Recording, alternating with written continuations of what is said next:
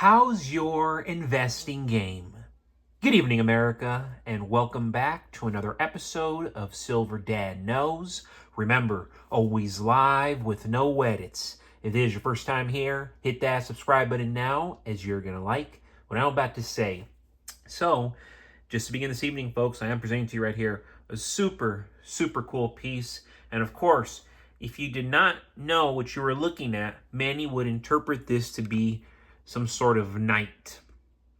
And of course, for all of us who don't live under a rock, we know that this is the Mandalorian. The Mandalorian has captured the hearts of audiences worldwide with its gripping storyline and iconic characters.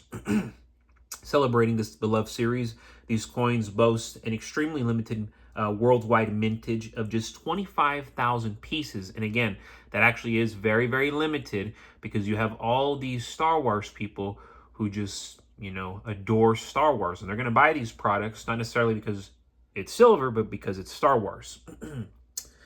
Of course, how could we forget? The reverse of the coin displays the NIU coat of arms accompanied by the coin's face value and year of issue, ensuring its official status. We go back to the magic, my favorite part, the reverse. You'll find the officially licensed depiction of the Mandalorian bounty hunter in full gear, including his iconic helmet and armor as featured in The Mandalorian. This side also includes the coin's metal content, purity, and Lucasfilm copyright, providing authenticity and collectible appeal. And originally, when I first saw this, I thought it was Boba Fett. Not so much Jango Fett, but Boba Fett because of the cape. I really don't remember Jango Fett ever really wearing a cape the way Boba Fett did. But yes, folks, I would say this is truly a must-have for fans and collectors alike. This coin beautifully merges pop culture with fine craftsmanship. But awesome piece right here. Proud to own it. And it's actually the only one that I have. And before we go any further, I want to give a quick shout out this to my always loyal subscriber. This is John Smith. Most people don't have money because they waste it. Awesome comment right there coming from John Smith, and I'm going to repeat it. Most people don't have money because they waste it. It is truly that simple. And I see money being wasted most, not necessarily with drugs or alcohol, but with food. And I see the same overweight people, the same overweight families, they're always ready to feed themselves, yet complain that essentials can't be paid. And I get it. Food is essential, but we should remind ourselves that America used to thrive. America used to thrive on 1 to 2 meals a day. Everybody. Children, adults, young and old, everybody. We thrived on 1 to 2 meals a day. Then we introduced breakfast, eating. Everybody's eating like crazy now. People have gotten weaker than ever, more passive than ever. And then you have diseases running rampant, high blood pressure running rampant, obesity running rampant. So we need to start considering that, yes, most people don't have money because they waste it.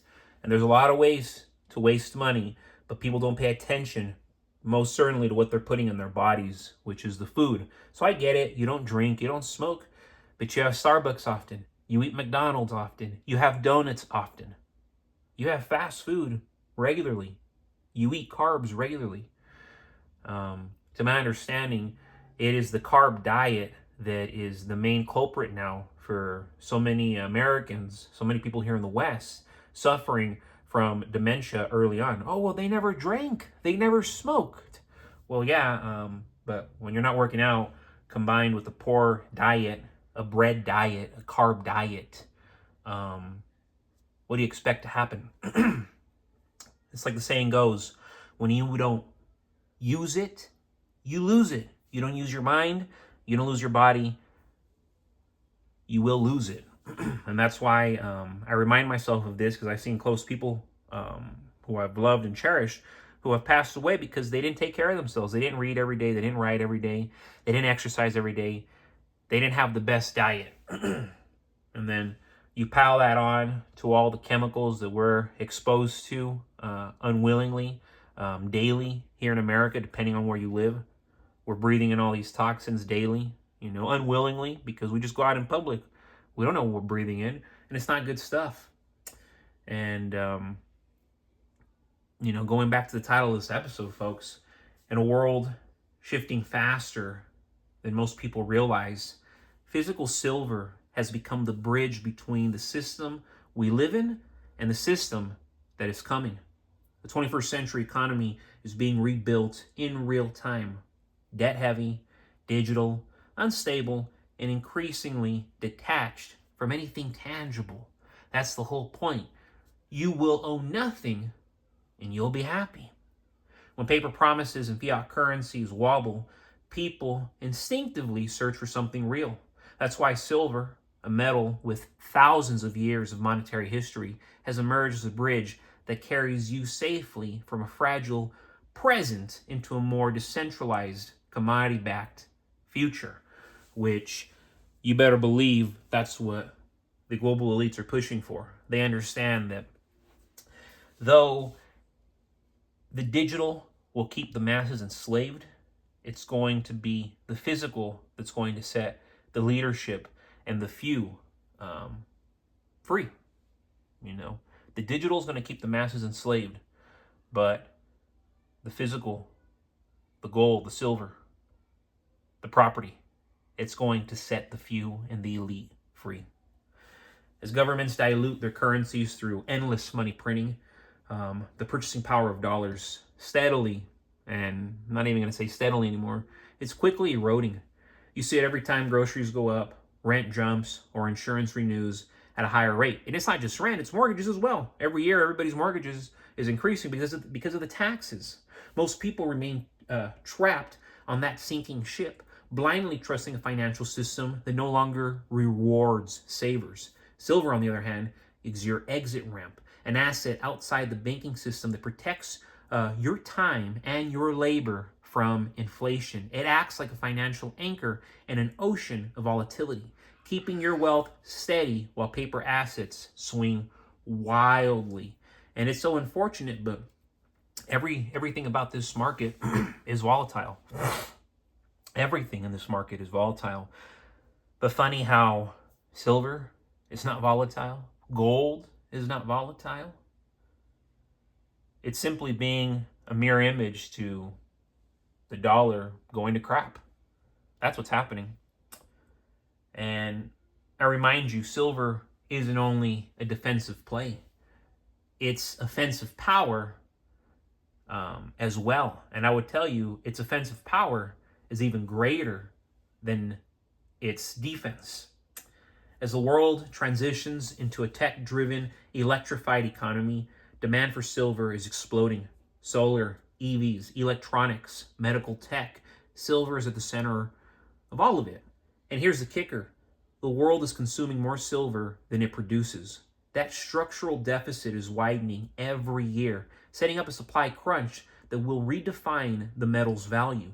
Those who stack now aren't just preserving wealth, they're positioning themselves ahead of a mega trend.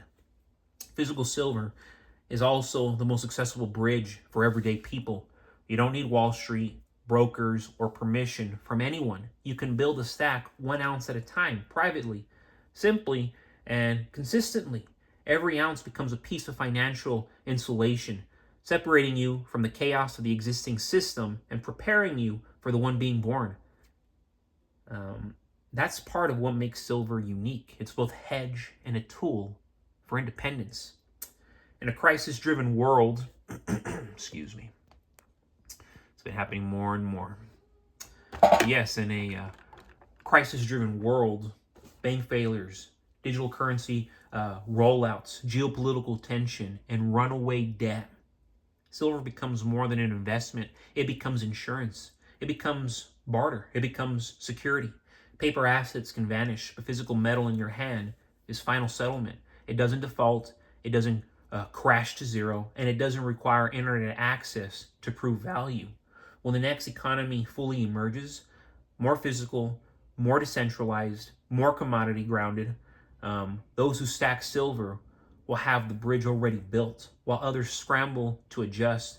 You'll walk confidently across, backed by real money, in a world rediscovering what real wealth truly is. But folks, as always, thank you so much for joining us for another evening, another episode of Silver Dad Knows.